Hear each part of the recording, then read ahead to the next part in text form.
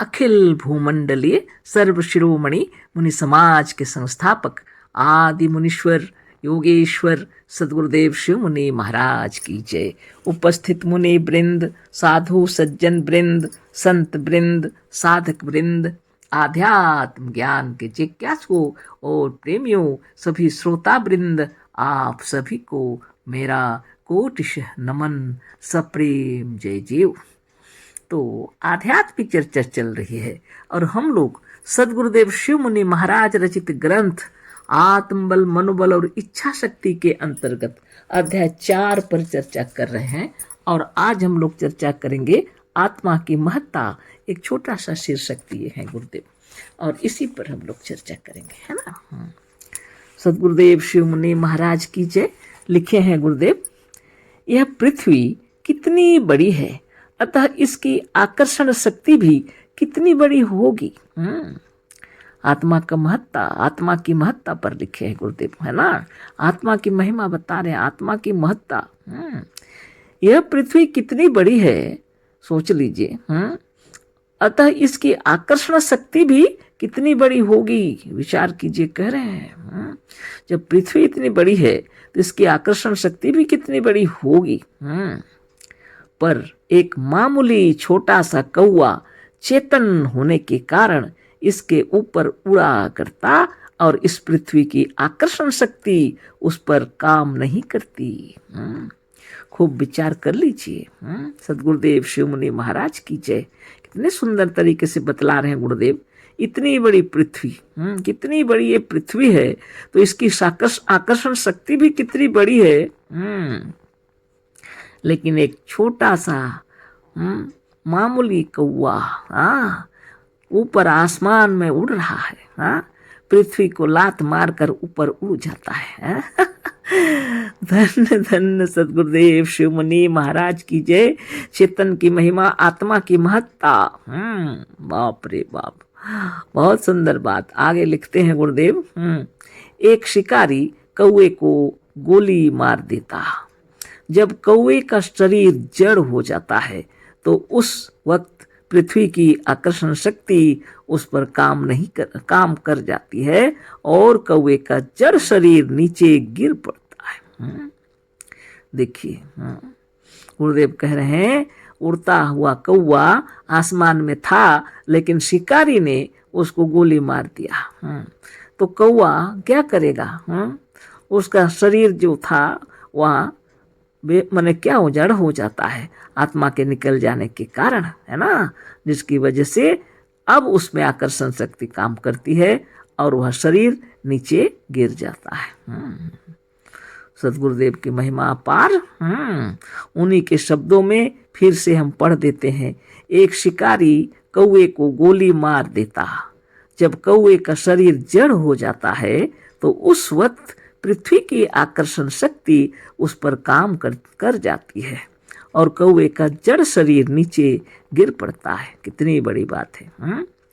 जब तक कौवे में आत्मा थी, जब तक आत्म शक्ति के आगे इतनी बड़ी पृथ्वी की आकर्षण शक्ति भी कौवे का कुछ नहीं कर सकी। जब तक कौवे में आत्मा थी, जब तक आत्म शक्ति थी शरीर के अंदर, है ना, तो इतनी बड़ी पृथ्वी की आकर्षण शक्ति भी कौवे का कुछ नहीं कर सकी। सोच लीजिए। एक चेतन ने ही कौवे को मार दिया। आगे लिखे हैं गुरुदेव, एक चेतन ने ही कौवे को मार दिया। जब पक्षी में आत्मा नहीं रही, जब उसमें इच्छा शक्ति न रही, तब कहीं पृथ्वी की आकर्षण शक्ति उस पर काम कर सकी और पक्षी नीचे की ओर पृथ्वी पर गिर सका। एक चेतन ने कौवे को मार दिया।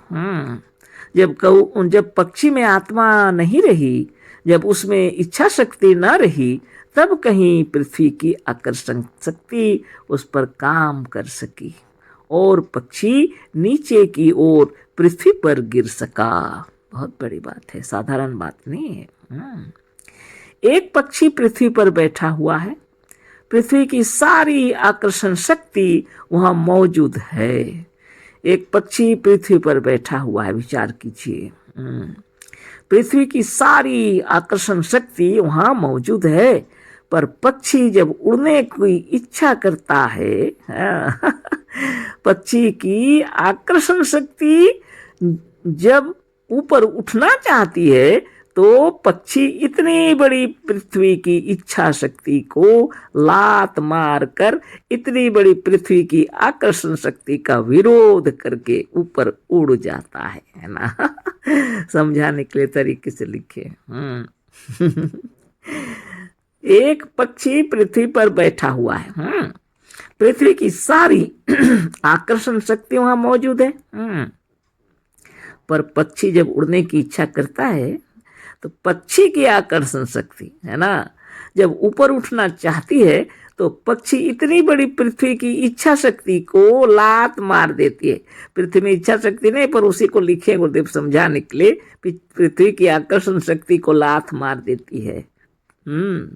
इतनी बड़ी पृथ्वी की आकर्षण शक्ति का विरोध करके ऊपर उड़ जाता है।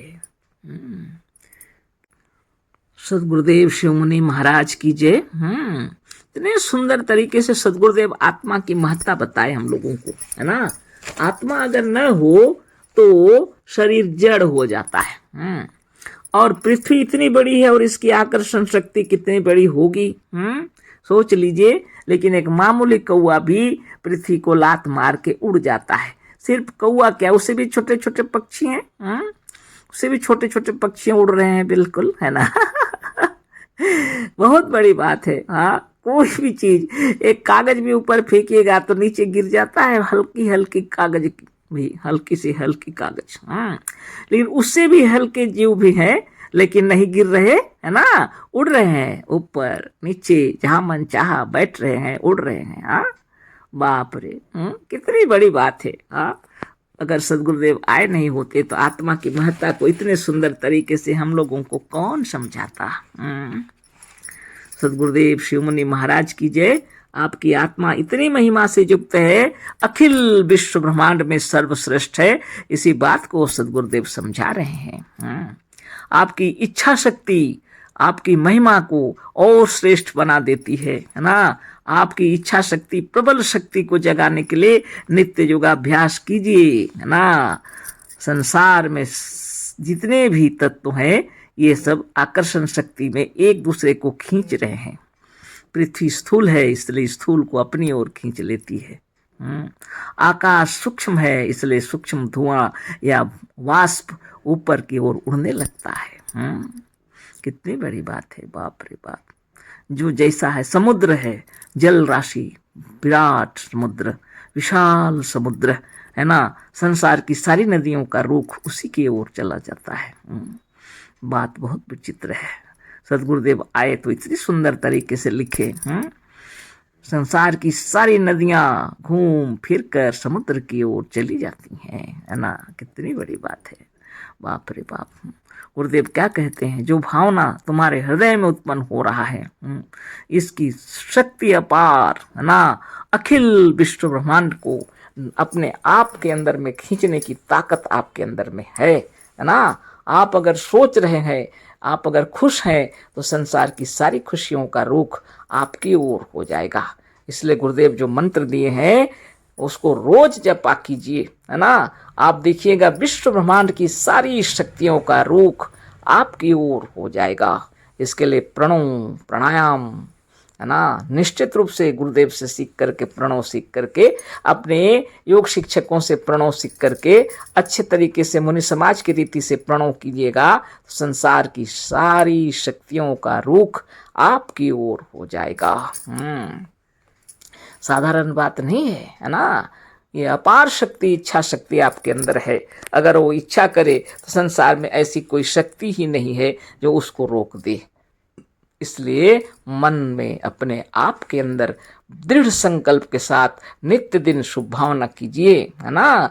हम हैं अमर निरोग हैं, हम सर्वशक्तिमान हैं, सुंदर युवा बलवान है, धनवान है, भगवान है। सदगुरुदेव शिव मुनि महाराज की जय, जिन्होंने ये मंत्र बतलाया। आपको रोज रोज जपने के लिए बोल रहे हैं, है ना।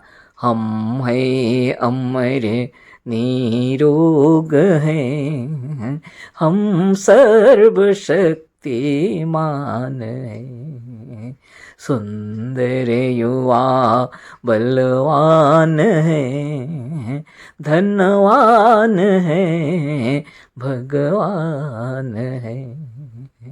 जितनी बार श्वास चल रहा आपके शरीर में, है ना, उतना ही सुंदर तरीके से नए रक्त का प्रवाह चल रहा है ना।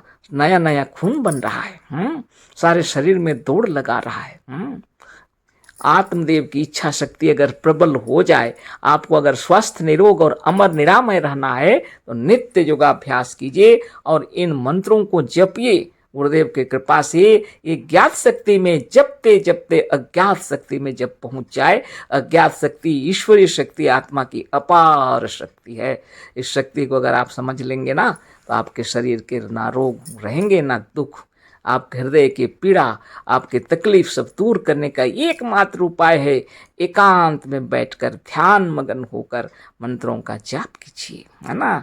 और एक तरीके से जो गुरुदेव बतलाए हैं, अगर वो नहीं मालूम तो जैसा मालूम कम से कम अपना एक्सरसाइज कीजिए, जैसा आपको मालूम है आप कीजिए और निरंतर ध्यान तपस्या कीजिए।